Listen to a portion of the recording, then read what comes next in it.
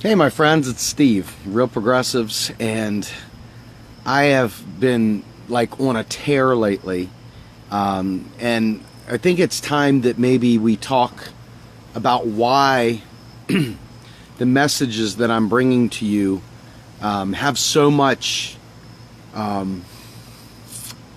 the right word I'm looking for, grab me by the short hairs and drive me into action. First things first, it is very windy out here, so if you hear noise and you see the lights flickering and all, I mean, it feels great, but it is so damn windy, so forgive me if it sounds bad. But anyway, as some of you who all have been watching and reading the things that I put out there, I've been watching light bulb after light bulb after light bulb after light bulb after frickin' light bulb go on. And I want to thank you guys. You are my hope. You all are my hope. I have been so blessed to have had people that cared about me enough to walk me through my idiocy and all the things that I didn't understand and all my ignorance. And I was a loud and proud, LOL libertarian-ish, like Republican-esque kind of dude. And people took it and they said, this guy, if we can just get past his knuckleheadedness, if we can just crack through, his stubbornness, he might just be able to do something with this knowledge. And I had friends of mine that would keep me up all night, sending me messages, sending me links, sending me all this stuff that you guys get, all these YouTube videos that I used to say, oh my God, I'm not watching a YouTube video to learn economics. Damn it, I have an MBA. I am not watching a freaking YouTube video to learn economics. I have a freaking Master of Science. I'm a smart dude, man. I'm not watching YouTube. And little by little, I learned the fallacies of the training and education that I had in my economics program as a Master of Business Administration. And folks, let me tell you something.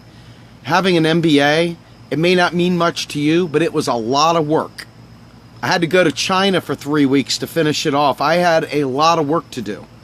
It was not a breeze. I mean, I was up till 6 in the morning going to work again, doing work all through the night trying to learn this crap, reading thousands of pages, trying to learn stuff that I ended up having to unlearn. And so, as I started to wake up to the things that I've been teaching with economics, this is truly not going to be a major economic lesson. This is really going to be more of a social consequence deal here, okay? But as I went through my awakening, learning about what monetary sovereignty meant, and learning about my key phrase that taxes don't fund federal spending. Learning these things set off a series of light bulbs. And it sent me off into a dark corner for a while, licking my wounds, trying to accept the damage that I had created, peddling all that end the Fed stuff, all the, it's not the end the Fed, it's the stuff that goes with it. It's the gold bug logic. It's the monetarist thinking. It's the, hey, you do that, it's going to have massive inflation, hyperinflation, and so forth. And, I used to say a lot of remarkably idiotic things. I was dense, I was stubborn, I was proud, I was loud. Like all the things that you hear me say in my videos, I was all those things and then some. And then the moment hit me where I realized that I couldn't have nice things because I didn't want nice things. How you always talk about those stupid old white people in the South that vote for Republicans because they always vote against their damn best interest? Those people, I was one of them, except I lived in Maryland. But I did. I voted Republican my entire life, as I've said for as long as you guys have known me. And I had this major epiphany that shifted me out of that, and I started digging in and learned left. I learned left. I didn't just lean left. I learned left.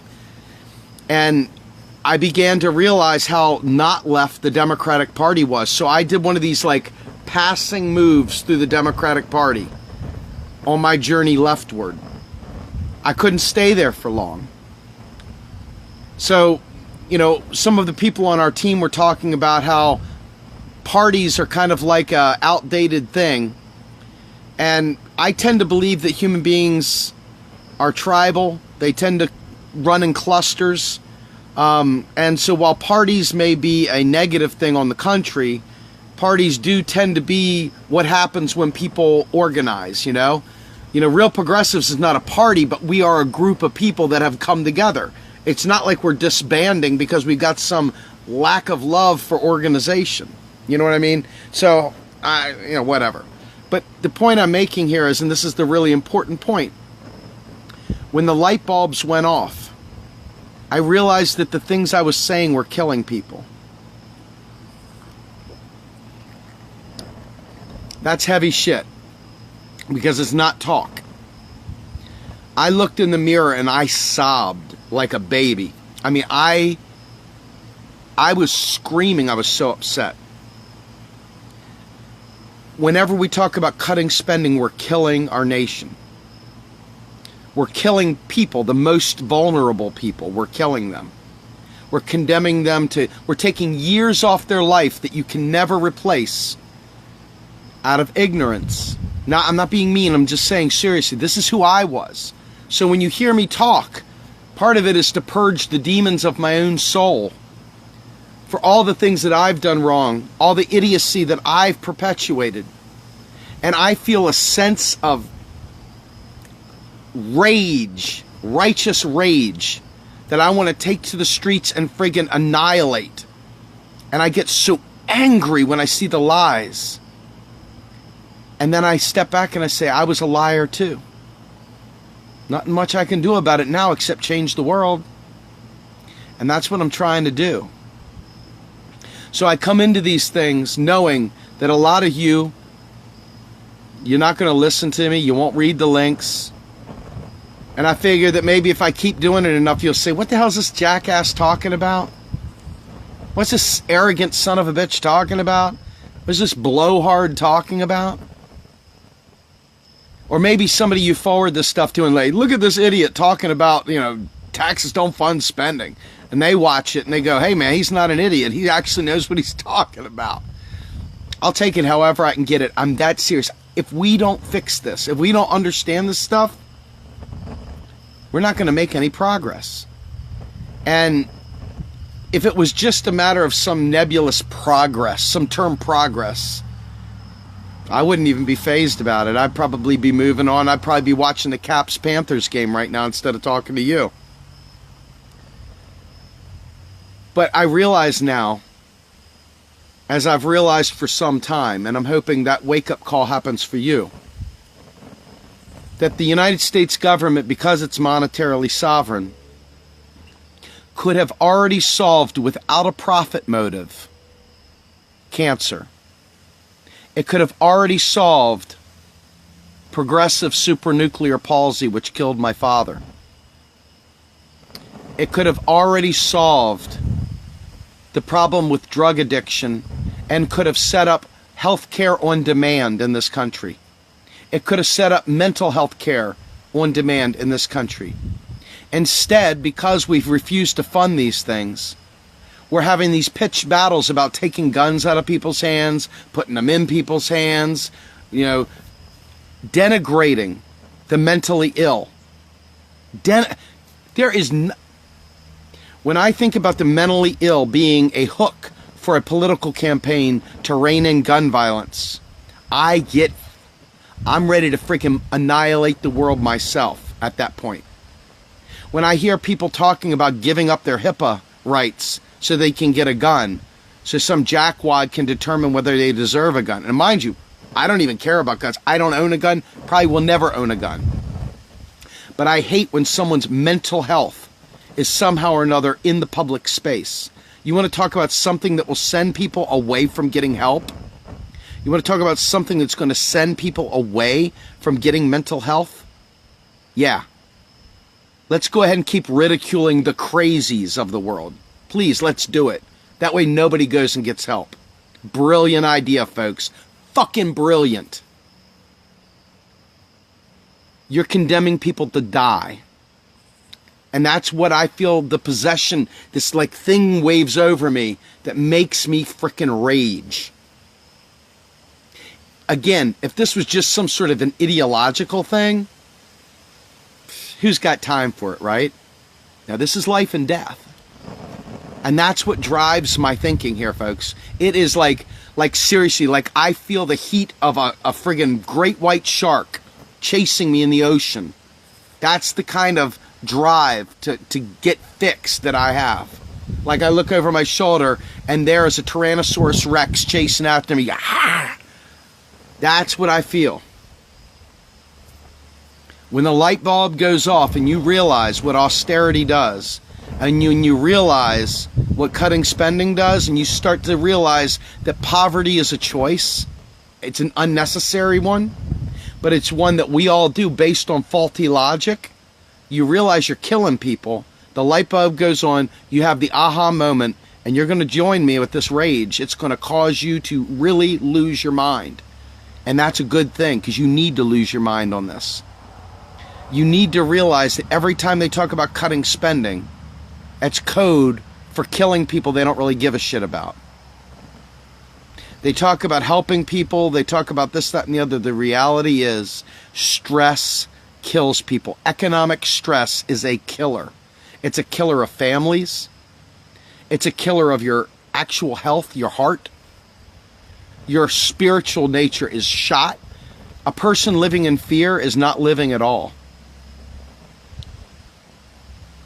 So when you start to realize how important this message is, when you realize how important this knowledge is, and you blow it off, and you see people blow it off, you want to grab them by the scruff of the neck.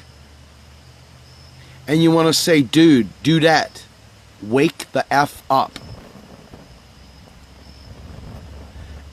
And we're flooded with information right now, right? We're flooded with all the little things that have gone on in the Democratic Party. We're flooded with whistleblowers getting shot to hell and back, thrown in jail for whatever, being kept out and cutting their internet.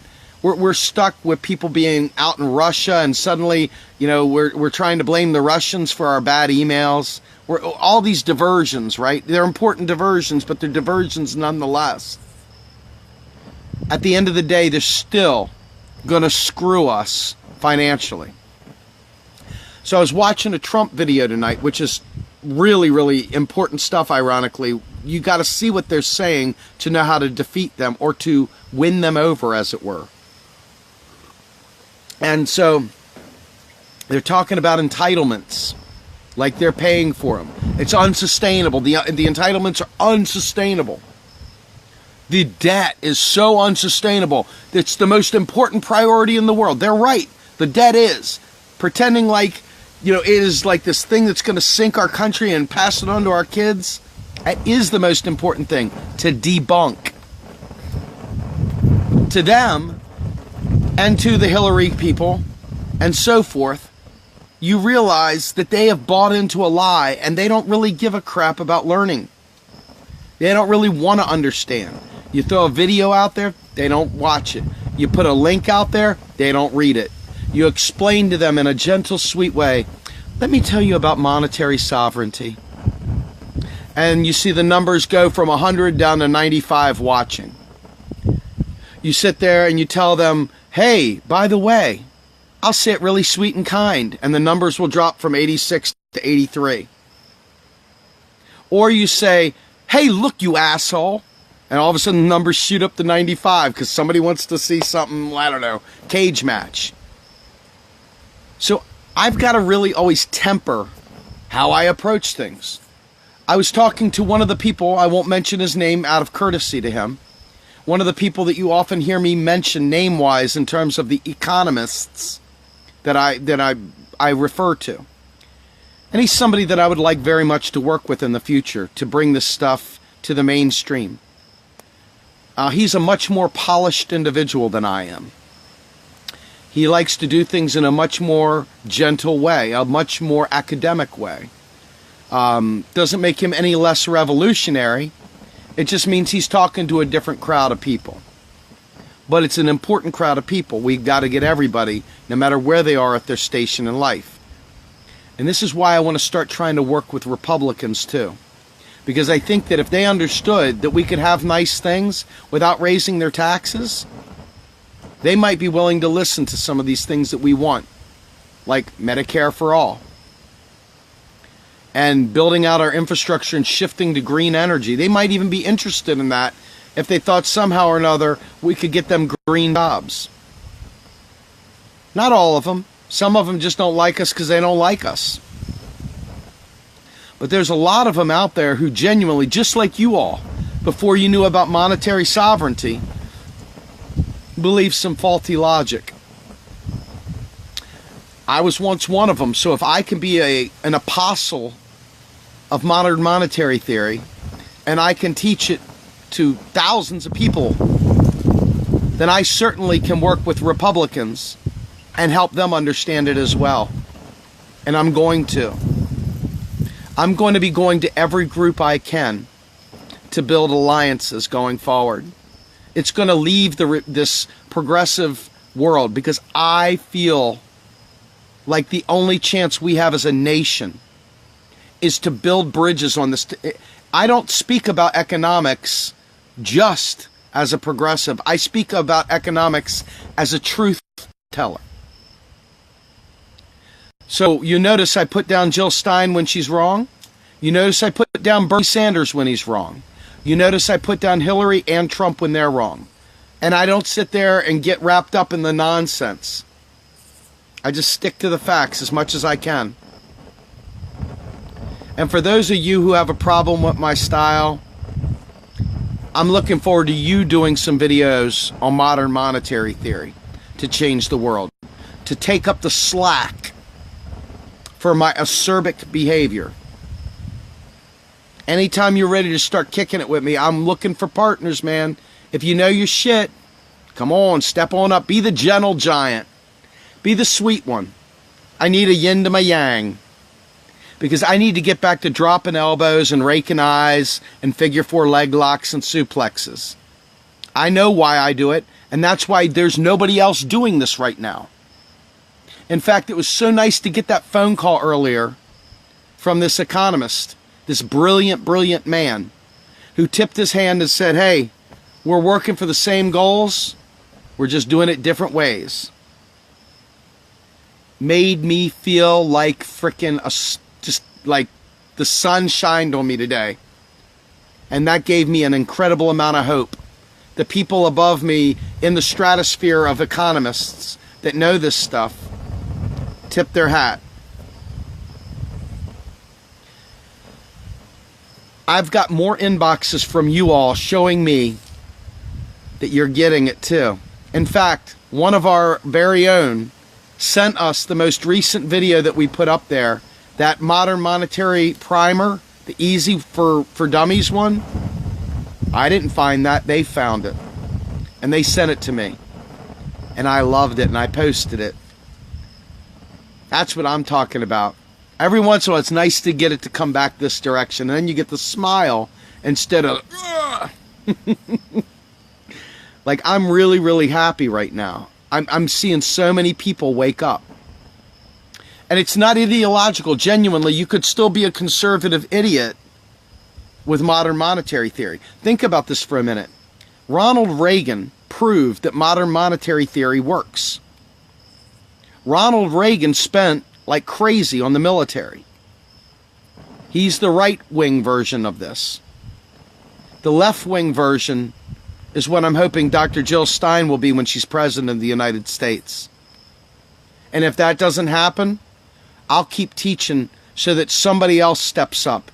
And I pray to goodness that I reach enough people that when the time and everything comes together, that perfect timing comes, that there's enough of you and me out here that that person will have the support to tell the truth during the campaign cycle. That they'll be able to come out and say, folks, stop telling me taxes fund spending. They don't. I honestly, I call Bernie Sanders' campaign pretty much right around the exact same time he actually put his hat in the ring. And I called them and I said, does Bernie Sanders support a balanced budget amendment? They never got back to me, to be honest with you. They never did. But in the modern monetary group that I am in, there's several of them on Facebook. But in that modern monetary group, there's people like Stephanie Kelton, Warren Mosler, Rohan Gray, Raul Carrillo, and others. Joe Firestone. Good people, really, really good people that understand economics really, really well, that told me flat out, hey, I think Stephanie's getting to him. I think he's hearing this stuff. I don't think he's for a balanced budget amendment. You know what Bernie's for? A balanced economy.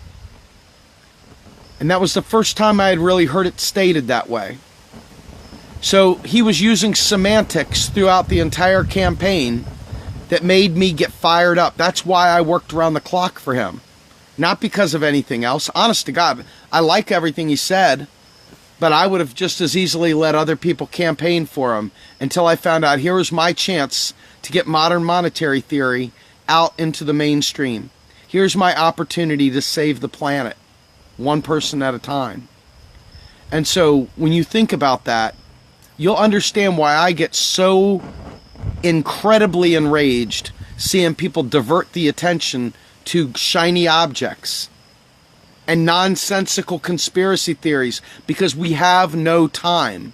We have got to bust through. This is not a conspiracy. Things I'm teaching are flat out fact. This is not even like, it's not even like remotely a conspiracy. This is just how federal financing works. What we do with it, what we do with federal financing is our call. We have to decide the priorities of our nation.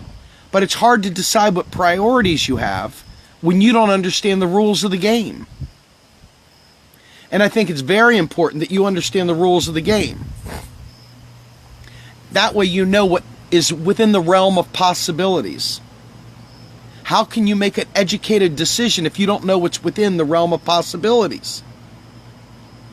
If you think that we have to raise taxes just to pay for things, imagine how debilitating it is. Think about this. All of the people watching me right now, I would assume, are people that are tired of incrementalism. They're tired of inching toward the finish line. They're tired of going further into neoliberal land. That's what I'm assuming, because that's the stuff we teach here. That's the stuff we preach here. So unless you're just here to troll me, that's what I'm assuming you're here for. And if that's the case, know this. The reason why we never make progress is because the Republicans have taken the Norquist pledge not to raise taxes. The Democrats are hell-bent on raising taxes. So you've got a stalemate right there and you never get past it. If it were me, and it's not unfortunately, but I don't think it ever will be. I like my role on the outside. But if it were me, I would be reaching over there to the Republicans saying, guys, you're spot on. We don't need to raise taxes. Now come on over here and help humanity and help our planet by saving it from climate change. And let's do some things to get green energy in there. And let's save our planet. Let's save our people. Let's save our families with Medicare for all. But you're right, we don't need to raise taxes. Oh, the debt? Now we're going to have to fight a little bit because people don't understand that. Debt could be wiped out with a keystroke because the United States government is monetarily sovereign. So what is the biggest lie you hear both of them talking about? This massive debt being passed on to our kids.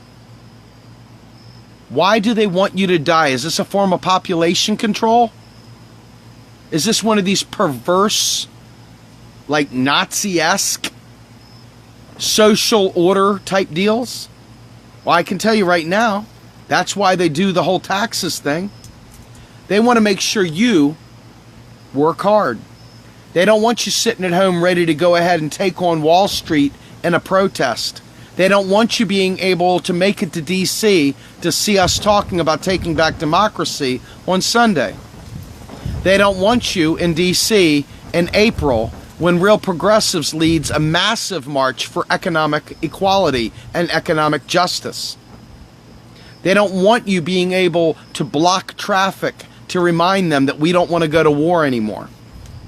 They don't want you to be able to do anything other than get up, go to work, come home, go to sleep.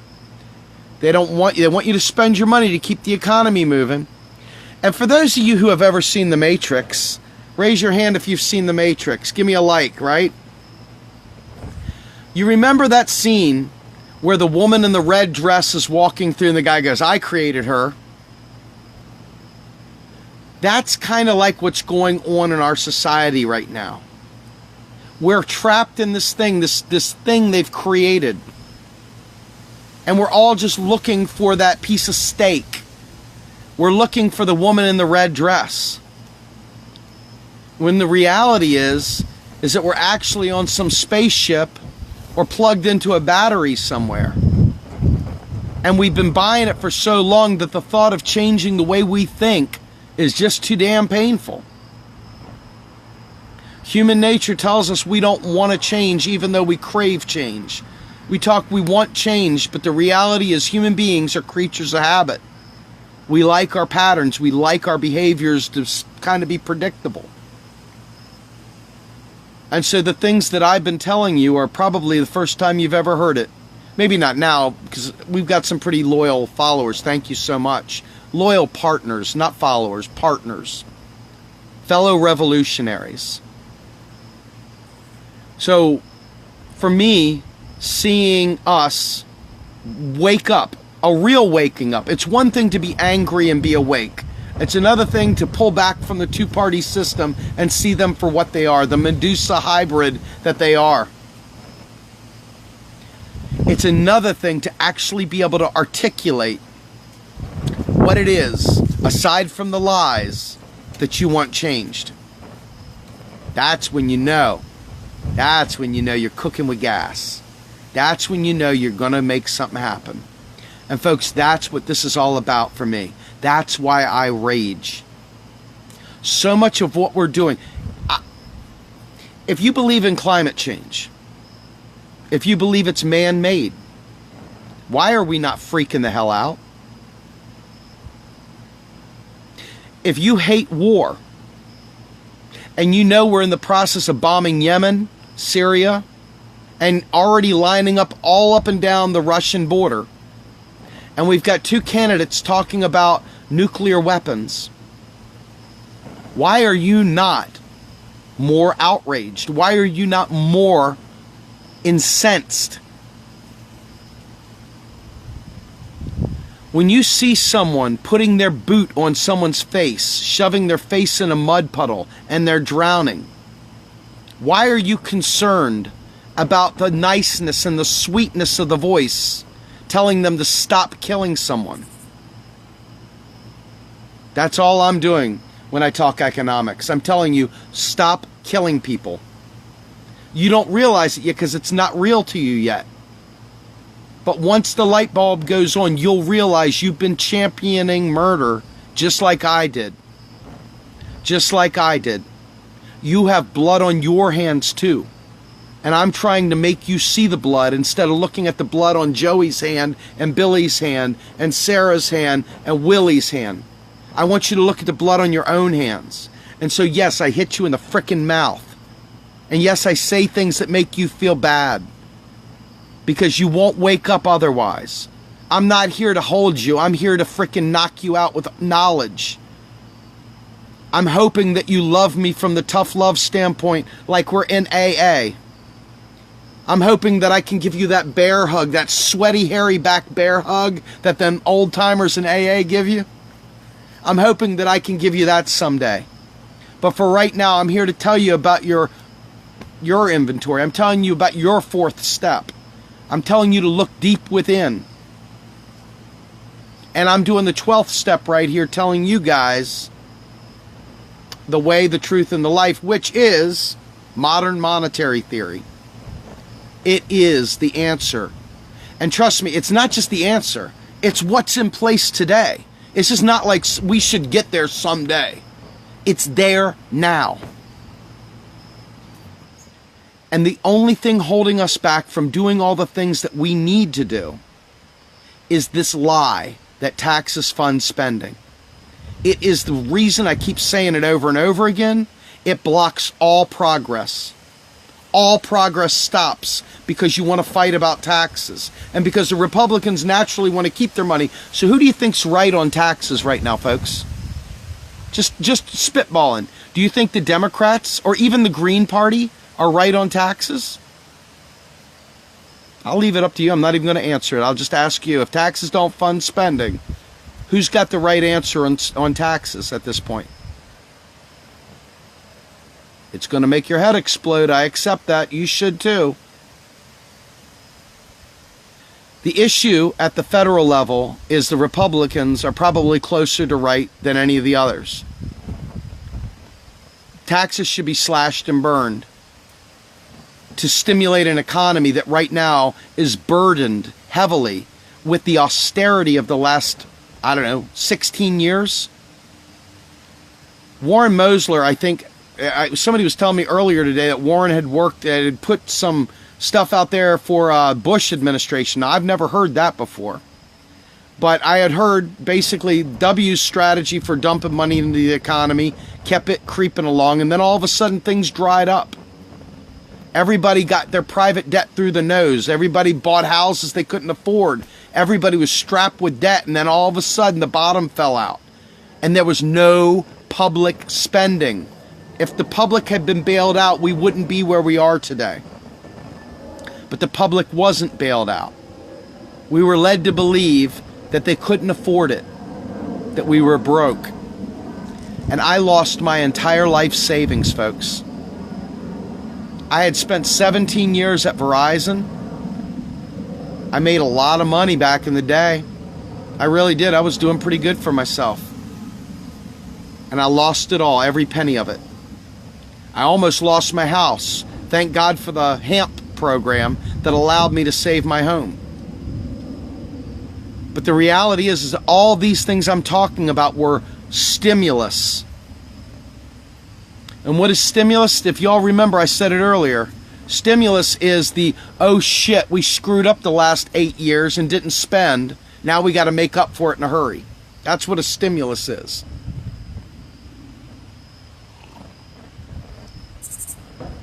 Once you realize this stuff, you're going to demand that the Occupy Democrats, you should go to Occupy Democrats in droves. Send the friggin' trolls out. Send them all out. Send everybody out. It's not to be a troll, but to wake them up and tell them to stop celebrating Obama reducing the deficit. That's why this recovery has been anemic. That's why you and I are still struggling, even though, Obama saved the economy. Bullshit. Obama allowed sequestration to hit. We're still suffering from sequestration. They're still talking about doing things smart, fiscally responsible. They're still worrying about this and that. But they're not worried about it because they know. They just know that you don't know. And if they fixed it, think about this. What happens to the pharmaceuticals if we solve cancer? Any ideas? I can tell you right now, their profit's going through the toilet. Any idea if they solved HIV or AIDS? What would happen? Globally, people would be healthy. They wouldn't be dying off in droves. What if we didn't have to worry about money and all of a sudden Mexicans and Muslims and anybody else wanted to come to this country, we didn't panic about them taking our jobs and blah, blah, blah, and all the other nonsense that they peddle. Because we're monetarily sovereign. Think about all the damage that we're doing based on the lie. And then you'll understand why I rage. Then you'll understand why I don't pussyfoot around. The other reason is I know my subject matter is boring as hell. I know most of you couldn't care less about economics because it's that one subject that's not sexy that puts your feet to sleep. So I try to make it fun the only way I know how. You find a better way, I suggest you start teaching MMT. Until then, you're stuck with Grum. It's what I got, man. It's my style, it's my MO, it's what I know how to do.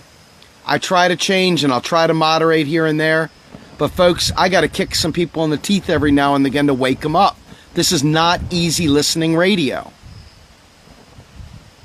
This is a hard change. This is a huge paradigm shift. And I got to wake you up. I got to shake you up. It's not about being gentle and loving and a sweet, dear parent trying to tell you this stuff. Because you wouldn't pay attention if it was totally boring. You wouldn't. I wouldn't. I'd check out too. Heck, do you know some of those videos that we post put me to sleep? And I love this stuff. And it puts me to sleep. So I can only imagine it puts you to sleep as well. So I'm telling you right now, I do the things I do for a reason. If they rub you the wrong way, I'm trying to save the world. You tell me about your life-saving and world-saving measures, and maybe I can follow suit. But for now, I'm doing the best I can with the tools I have. Anyway, folks, this is Steve with Real Progressives. I really love you guys. Thank you for encouraging me. I hope that you guys make it out to DC on Sunday. We got our permits. We got some blokes going around telling us, oh, I'm doing this and that and the other. You don't have a permit. Screw you, we got the permit. Ah, bam.